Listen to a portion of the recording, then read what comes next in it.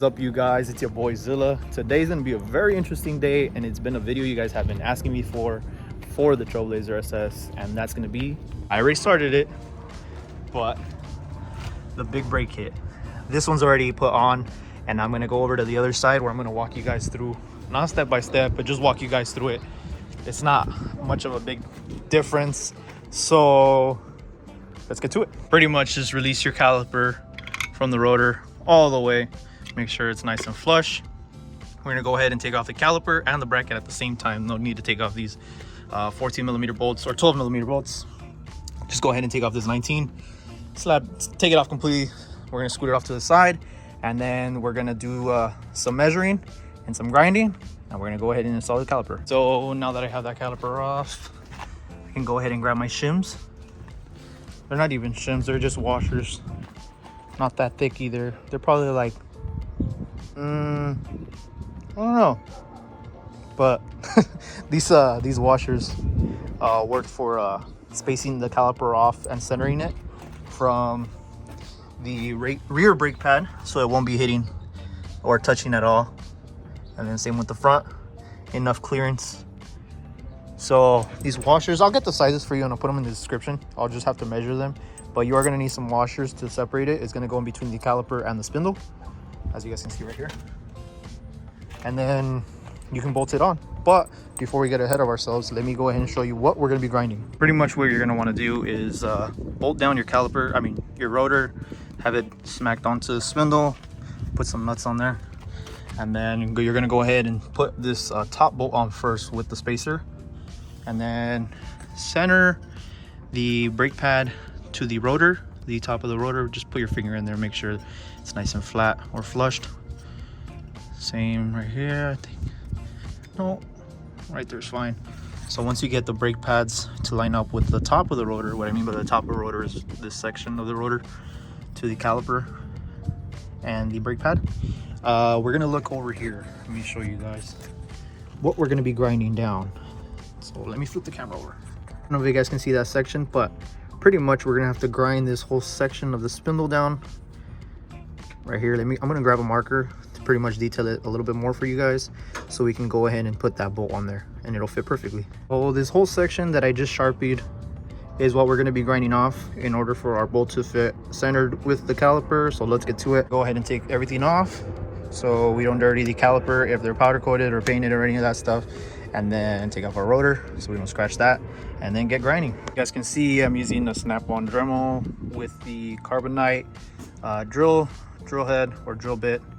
This one's broken, so don't mind me.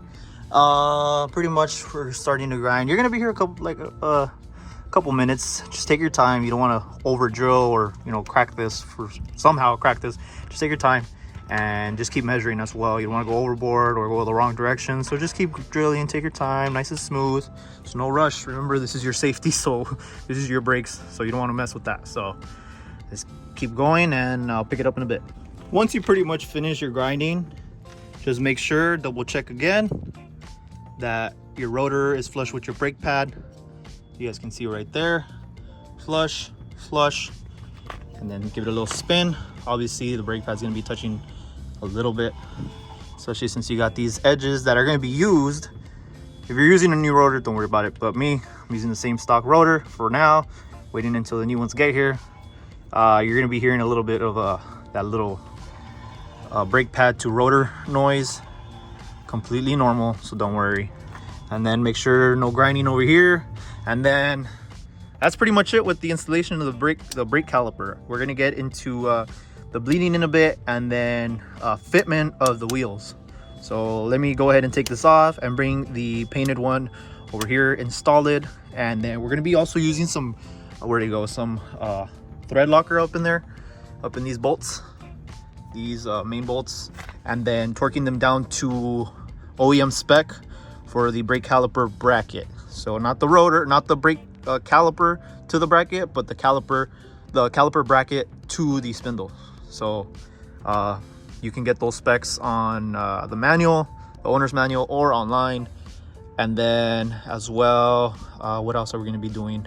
After installing the stock caliper, we're going to be doing the bleeding, like I said, and then we're going to be unbolting the bracket for the brake line, and then using some zip ties because it's gonna be doing a lot of flexing since the brake line hose is up here now and opposed to a little bit lower on this caliper. So it's a lot closer to the spindle on the stock caliper than it is on the Silverado caliper. So let's get to it. These are finally installed, not completely, but as far as the caliper on the spindle, they're finally mounted and torqued down.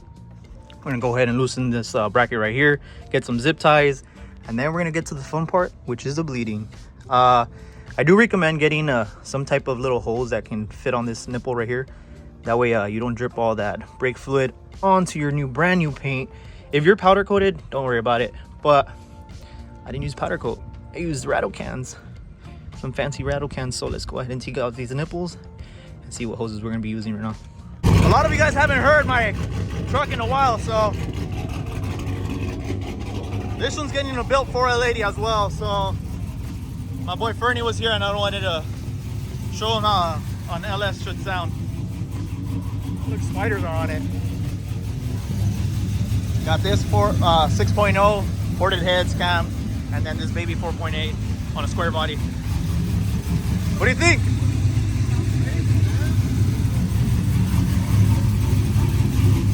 Hell yeah, brother.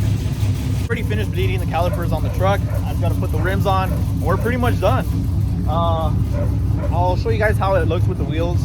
And then as far as the Trailblazer SS stock rims, they do not fit with these calipers.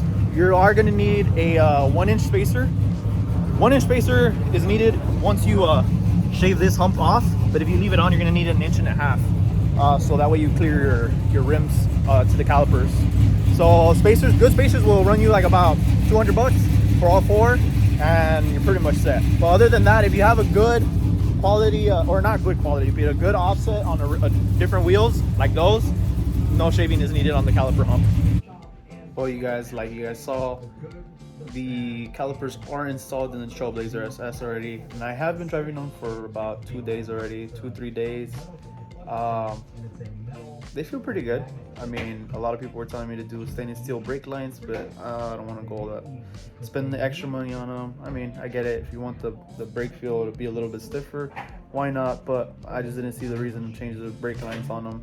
Also, rotors, we're eventually going to get those changed out to some slotted ones, not drilled, or actually, yeah, just slotted rotors, because it currently still has the stock ones. Again, I'm not trying to go fast on the truck. I just want some, better braking on the truck, and then also, oh damn. Well, and then also, just in case we start toying with it, which eventually that's the plan, get a small little trailer and just trailer with it, and then have that extra, that braking on the truck doesn't hurt. So, highly recommend them. A lot cheaper than I thought it was gonna be, so that's a plus. Another little thing on the Trailblazer, there's a little issue that we ran into, not from the brakes, but I think I did mention it. The truck was burning a bit of oil, not a little bit, but a lot of oil from the exhaust. I saw a lot of blue smoke coming out, and it's not even at idle, it's under hard acceleration. So we gotta figure out what's going on there. So hopefully it's just something small, but we'll see. So with that being said, you guys, if you guys need help installing these brake calipers on your Trailblazer SS, let me know. It's really simple. I know I wasn't really into detail with the how to install them, but if you guys need help, just let me know. You guys know I always respond to the comments. You guys send me a DM, I always reply on the DMs. So just let me know. I'll gladly help you guys out and guide you guys through them.